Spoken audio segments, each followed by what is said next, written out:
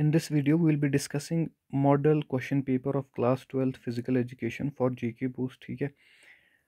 इसमें जो पहला सेक्शन है उसमें मल्टीपल चॉइस क्वेश्चंस होते हैं। 16 क्वेश्चंस होते हैं इसमें, एक एक मार्क्स के। ठीक है। इससे पहले भी हमने एक MCQ सेशन किया था। अगर किसी ने वो भी देखा है तो इसमें कुछ रिपीटेड क्वेश्चंस उसको मिलेंगे, तो उसका रिवीजन होगा, कोई बात नहीं। देखो, the resistance ability against fatigue, उसको मैंने बोला था एंडोरेंस कहते हैं। उसके बाद द फटीक, फटीक का मतलब होता है थकना। वो किसकी वजह से होता है, ये तो आपने बचपन से ही देखा होगा। बेसिकली हमारी मसल्स में जो है लैक्टिक एसिड जमा होता है, उसकी वजह से फिर हम थक जाते हैं। उसके बाद fartlek training is used to develop endurance. ठीक है। Isometric exercise is one in which muscle length is. देखो, मैंने वहाँ भी बोला था आपको, जो ये आइसो है, आइसो का मतलब होता है सेम। ठीक है। और जो ये मैट्रिक है, इसको आप मीटर से कंपेयर कर सकते हो। मीटर जो है यूनिट होता है लेंथ का, तो सेम लेंथ इसमें रहती है। ठीक है। तो इसमें जो लेंथ है वो सेम रहती है, मतलब लेंथ जो है वो कांस्टेंट रहती है, वो शॉर्टन नहीं होती, वो हम लेंथ नहीं होती है इसमें। ठीक है। उसके बाद सोशियोलॉजी डील्स विद, सोशियोलॉजी किसके साथ डील करती है? It deals with the behaviour of man in relation to society. Sociology का मतलब होता है अपनी सोसाइटी के बारे में जानना, उसके बारे में पढ़ना। ठीक है। उसके बाद which leadership style takes full charge of its team, उसमें ऑटोक्रेटिक लीडरशिप जो है वो फुल चार्ज लेती है अपनी टीम का।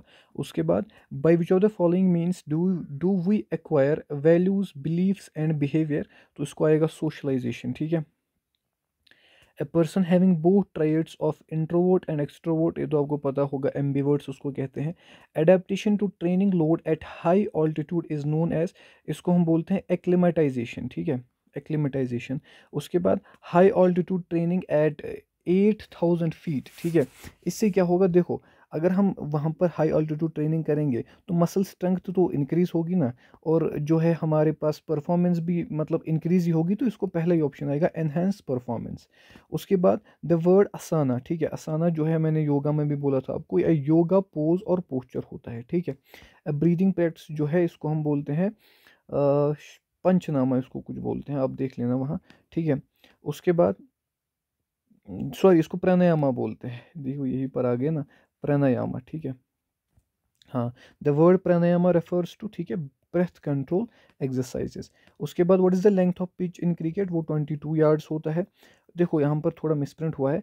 For man 100 metre hurdle race the height of the hurdle is, ठीक है, उसकी हाइट कितनी होती है? वो होती है 1.067 मीटर। सी ऑप्शन है इसका। ठीक है। हाँ। अब देखो, स्प्रेन इज इंजरी टू, मैंने आपको एक ट्रिक बोली थी, आप याद रखना, वो LP। ठीक है। देखो इसमें स्प्रेन है ना, स्प्रेन में आपके लिगामेंट्स की जो होती है इंजरी होती है। ठीक है। यहाँ पर L है।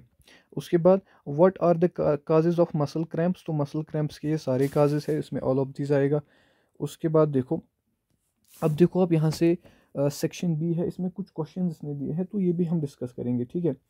अब देखो पहला ही क्वेश्चन क्या है, write down the meaning and importance of physical fitness. Physical fitness की हमें मीनिंग भी देखनी है, और जो फिजिकल फिटनेस की हमारे पास इंपॉर्टेंस है वो भी हमें बोलना है। देखो, फिजिकल फिटनेस की अगर मैं मीनिंग की बात करूं तो इसका मीनिंग होता है overall health and overall health and well-being of an individual individual's body. ठीक है। उसके बाद क्वेश्चन क्या आ सकता है, what is the importance of physical fitness. देखो इसकी इंपॉर्टेंस क्या है, इससे हमारी मसल स्ट्रेंथ इंक्रीज हो सकती है। इसमें आप बहुत बड़ा नोट लिख सकते हो। देखो फिजिकल एजुकेशन के जो क्वेश्चंस है ना, ये कॉमन सेंस पे बेस्ड होते हैं। आप अगर थोड़ी सी भी कॉमन सेंस है आपके पास, आप ये क्वेश्चंस करोगे। लेकिन कुछ इसमें टर्म्स है, जैसे आइसोकाइनेटिक है, अभी एक दो टर्म्स है, उनके बारे में आपको मतलब होनी चाहिए थोड़ी बहुत नॉलेज। बाकी ये जो सवाल है ये कोई भी कर सकता है। ठीक है। इसमें आप बहुत बड़ा एक नोट भी लिख सकते हो, 120-130 वर्ड्स का, बहुत इजी होता है। देखो इंपॉर्टेंस क्या है, इससे हमारी मसल स्ट्रेंथ इंक्रीज होती है, इससे हमारी बॉडी की जो फ्लेक्सिबिलिटी है वो भी इंक्रीज होती है। ठीक है। और क्या होता है, हमारा जो बॉडी कंपोजिशन है वो बेहतर होता है। अच्छा, और हमारा जो हार्ट है, हमारे जो बाकी बॉडी ऑर्गन्स है, वो उनमें भी जो है ब्लड जो है अच्छे से पंप होता है। RBC काउंट हमारा मेंटेन रहता है। ठीक है। थ्रोम्बोसाइटोपिनिया मतलब प्लेटलेट्स का कम होना, वो भी इसमें बहुत हद तक फिर कम ही होता है। ठीक है। अब देखो इसके बाद जो क्वेश्चन है, explain those factors which have adverse effect on physical fitness. Adverse का मतलब है हार्मफुल, ठीक है। हार्मफुल इफेक्ट्स क्या है?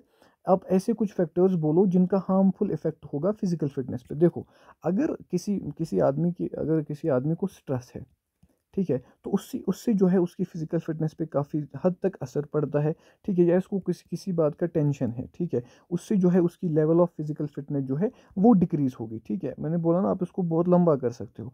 अच्छा, उसके बाद हम आप देखो और इसमें लिख सकते हैं और जो है इसमें फैक्टर्स है, देखो।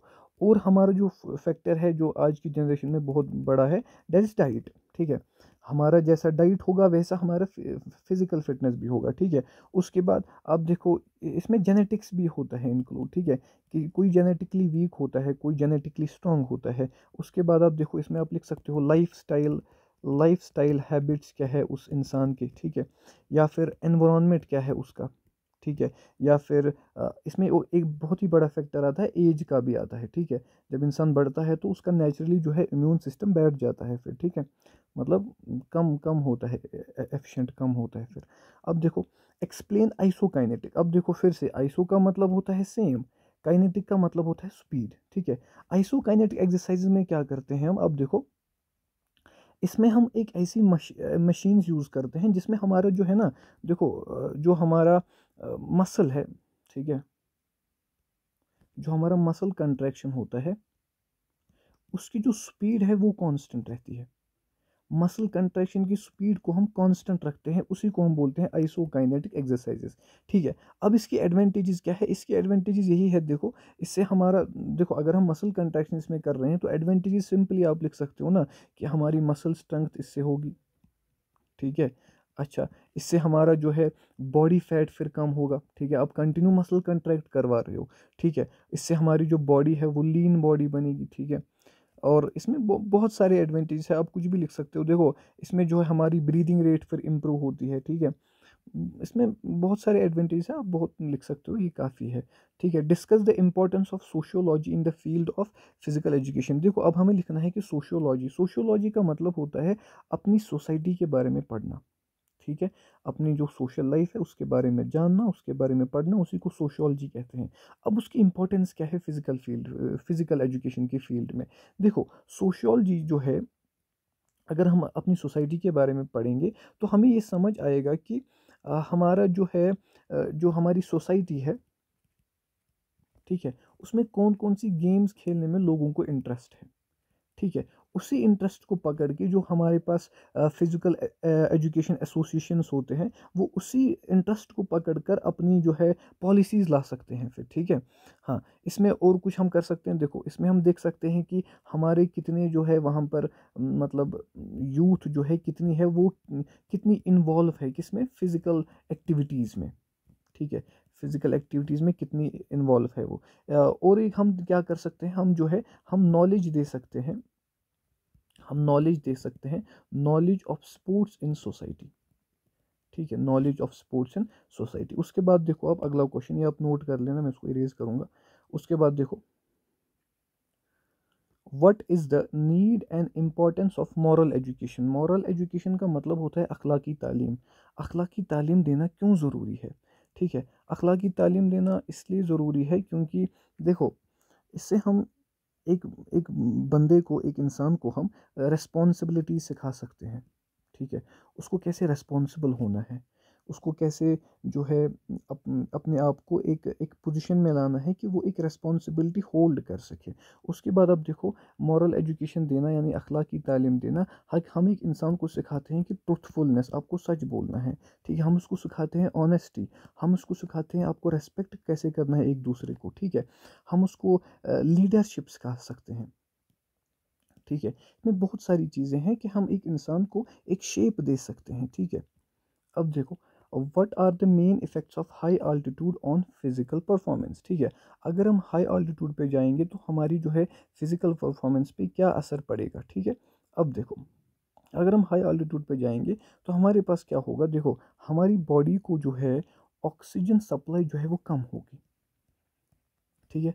ऑक्सीजन सप्लाई कम होने से क्या होगा? हमारे पास जो है एयर प्रेशर जो है इनसाइड लंग्स वो चेंज होगा, ठीक है। एयर प्रेशर जो ही चेंज हुआ तो हमारे पास जो है हेडेक आता है, ठीक है, वॉमिटिंग होती है, अच्छा, इंसोम्निया होता है, और जो हमारे पास कंट्रोल एंड कोऑर्डिनेशन है बॉडी का वो भी हिल जाता है, ठीक है। तो इससे काफ़ी सारे जो है हमारे पास, देखो इससे और एक चीज़ हो सकता है आपको आपको आपने सुना होगा माउंटेन सिकनेस भी इससे होती है, माउंटेन सिकनेस। और एक चीज़ हो सकता है इससे जो है इंसान का आउटवेट भी हो सकता है, ठीक है, और उसके जो आरबीसी काउंट है उसमें भी डिस्टरबेंस क्रिएट हो सकता है। तो काफ़ी सारे पॉइंट्स आप मिला के इसमें लिख सकते हो। उसके बाद analyst the elements of yoga, देखो ये मैंने वन शॉट में भी कवर किया था, आप यहाँ भी देख लो। एलिमेंट्स ऑफ योगा यहाँ पर कितने करने हैं हमें, एक्सप्लेन एनी 3 ऑफ देम। देखो हम 3 करेंगे। देखो पहला इसमें आता है आसाना, ठीक है। आसाना का मतलब होता है फिजिकल पोस्चर्स। आसाना का मतलब क्या होता है, फिजिकल पोस्चर्स। उसमें हम क्या करते हैं, देखो फिजिकल पोस्चर्स जो है इससे क्या होगा, मतलब आसाना क्या है, आसाना बेसिकली कुछ फिजिकल एक्सरसाइजेज होती है जो अपने टीवी वगैरह पे देखी होती है, वही योगा में आपने देखा होगा।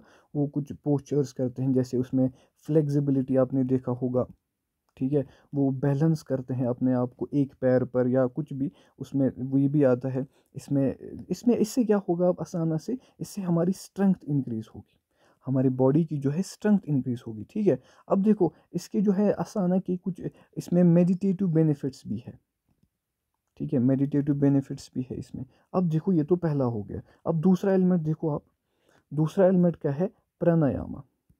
जो मैंने ऊपर भी आपको बोला था ना, प्राणायामा का मतलब होता है ब्रीथ कंट्रोल, ठीक है। इसमें हमें क्या करना होता है, हमें अपने जो है सांस को रोकना होता है, होल्ड करना होता है ब्रेथ को, ठीक है, उसको फिर कंट्रोल करना होता है, ठीक है, फिर उसको रेगुलेट करना होता है, ठीक है। इसमें क्या है हमारे पास बेसिकली मेन फोकस जो है, अब ऐसे लिख सकते हो, मेन फोकस जो है वो ब्रीथिंग टेक्निक्स पे होता है, ठीक है। जो आपके पास ब्रीदिंग टेक्निक्स है, इससे क्या होगा, अगर हम अपनी सांस पे कंट्रोल करेंगे तो हमारे पास जो है इससे माइंड जो हमारा है वो काम होगा, ठीक है। इससे क्या होगा, देखो अगर हमारे पास ब्रीदिंग टेक्निक्स हमें सिखाई जा रही है, हमें जो है ब्रीदिंग में रेगुलेशन सिखाया जा रहा है, तो इससे अगर आप कॉमन सेंस भी लगाओगे, इससे क्या होगा, हमारे पास जो लंग कैपेसिटी है, लंग कैपेसिटी है एयर को होल्ड करने की, वो इंक्रीज होगी, ठीक है।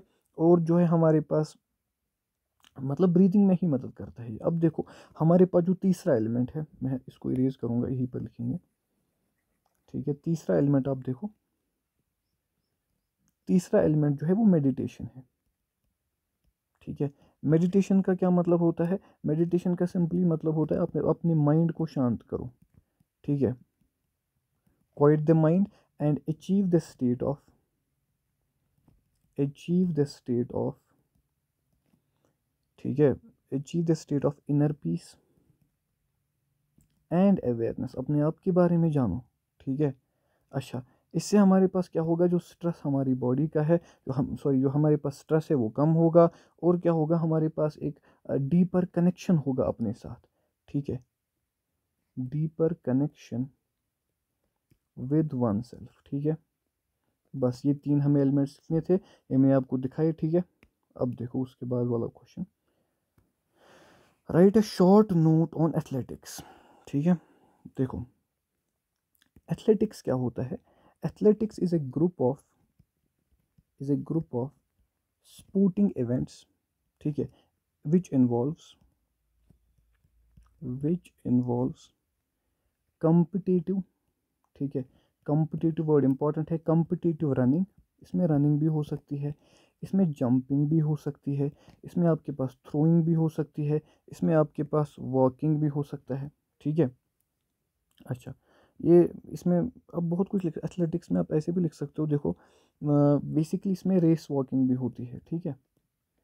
एथलेटिक्स में जो पार्टिसिपेट करते हैं, ठीक है, उनको हम कहते हैं एथलीट्स, ठीक है। उसके बाद देखो, और right about the history of table tennis, history of table tennis मैंने पिछले वीडियो में भी आपको पीडीएफ के थ्रू ही समझाया था, बहुत अच्छे से वहाँ पर लिखा हुआ था, ठीक है, फिर भी आप देख लो। हिस्ट्री ऑफ टेबल टेनिस में आप क्या लिख सकते हो, जो टेबल टेनिस है इसको हम और एक नाम बोलते हैं पिंग पोंग, ठीक है, पिंग पोंग। बेसिकली ये जो गेम है ऑरिजिनेट हुई थी इंग्लैंड से, ठीक है, लेट 19th सेंचुरी से हुई थी, ठीक है। आपको पता है पहले जो ये टेबल टेनिस है, अभी तो हम खेलते हैं, वो हमारे पास बैट होता है और एक बहुत हल्की बॉल होती है। पहले पहले हम खेलते थे इसको, देखो हम दो बुक्स लेते थे, ठीक है, बीच में तो टेबल होता था, और हम बेसिकली सिगार बॉक्स लिड्स से खेलते थे।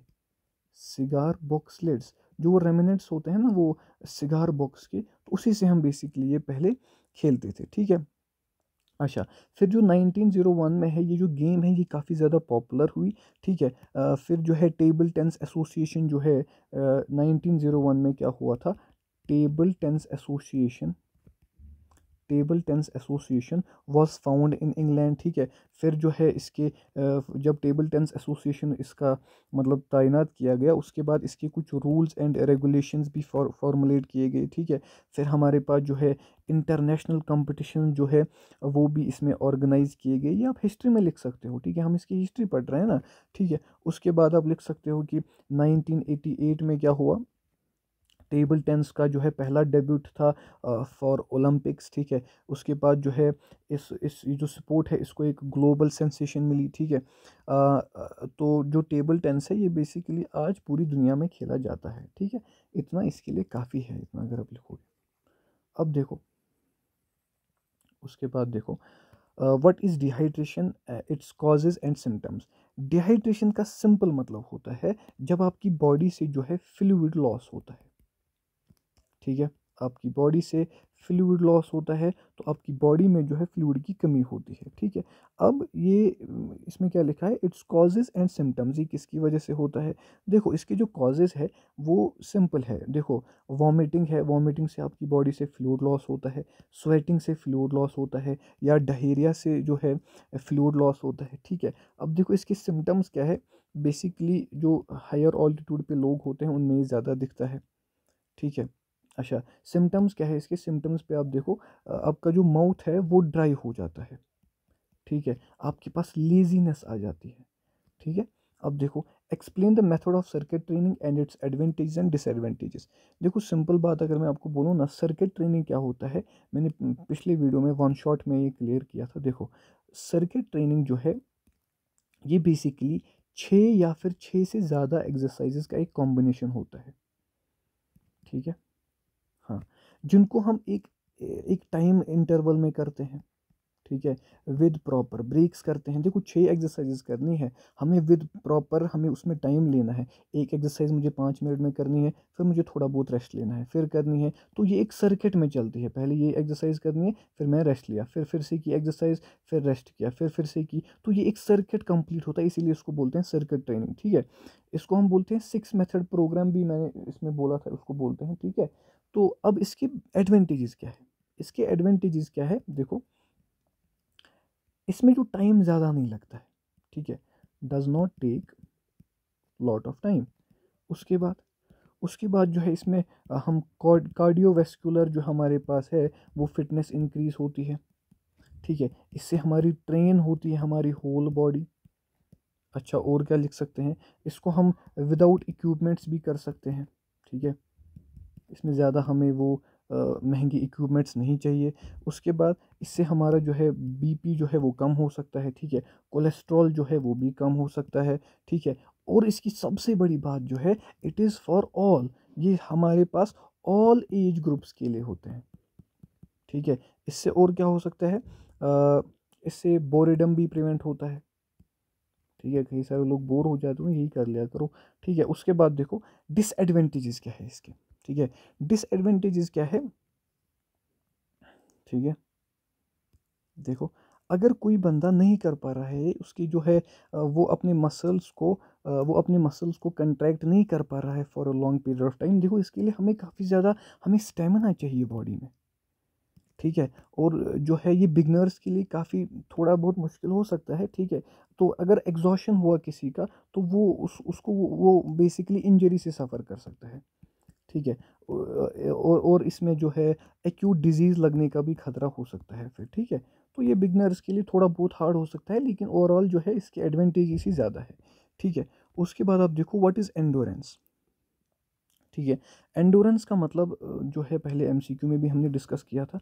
एंडोरेंस का मतलब होता है ability ability to contract muscles for a longer period of time, ठीक है, for a longer period of time.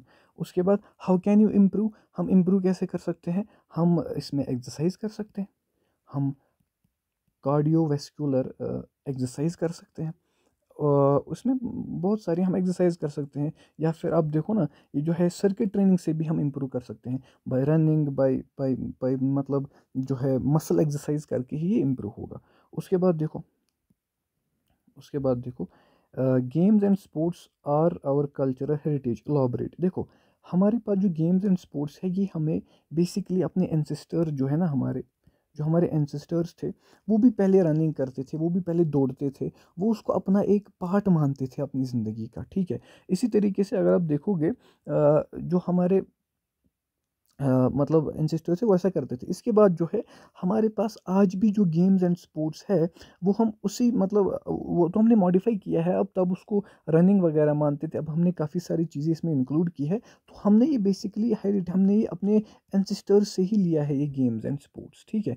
इसमें आप क्या लिख सकते हो, देखो जो है गेम्स एंड स्पोर्ट्स एक एक नेशन का प्राइड होती है, ठीक है। तो वो उस प्राइड को जाने नहीं देंगे। फिर आप ये लिख सकते हो कि हमारे पास जो एंसेस्टर्स है वो भी ये चीज़ें करते थे तब, तो हमें उनसे ही ये चीज़ें मिली है, that's why games and sports are our cultural heritage, ठीक है।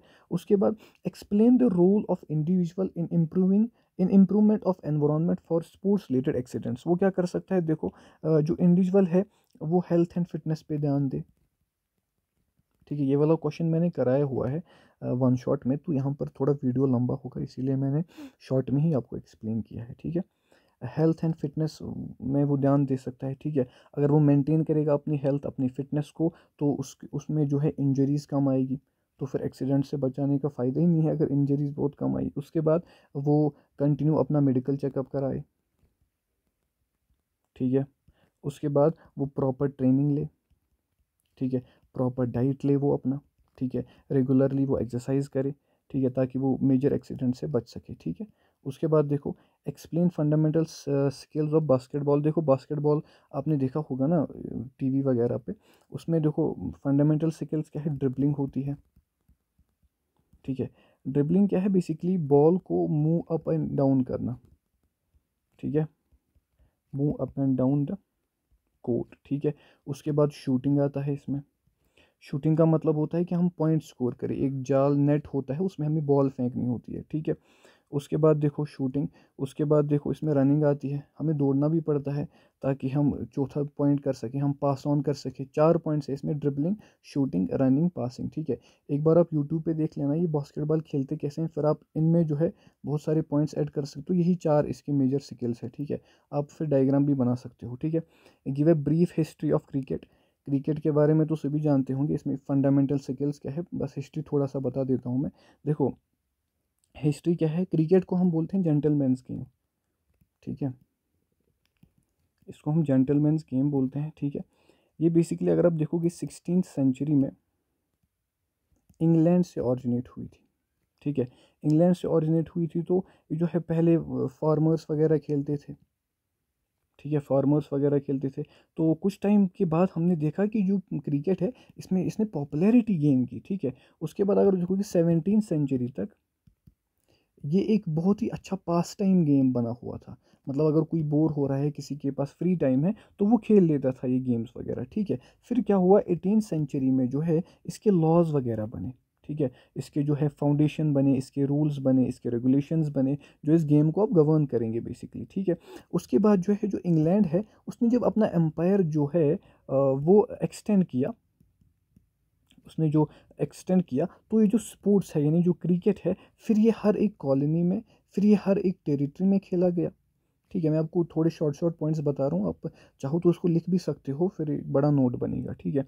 उसके बाद क्या हुआ 19th सेंचुरी में जो है इसमें काफ़ी सारी चेंजेस आए, इसमें हमने T20 भी ऐड किया, इसमें हमने ODI ऐड किया, इसमें हमने टेस्ट मैचेस भी उसके बाद ऐड किए, ठीक है। तो अगर आप देखोगे फिर 1787 में हमने पहला मैच खेला था, ठीक है। उसके बाद देखो जो हमारे पास 20th सेंचुरी है उसमें जो ये क्रिकेट है ये काफ़ी सारे फॉर्मेट्स पे खेला जाता था। काफ़ी सारे फॉर्मेट्स का मतलब यही है, T20, ODI, टेस्ट मैच, ठीक है। तो अगर आप देखोगे, cricket today stands one of the most widely followed and passionately loud sports in the world. थोड़ा सा मैंने इंग्लिश झाड़ा है एंड पे, तो आप ये कर सकते हो, ठीक है। Thank you.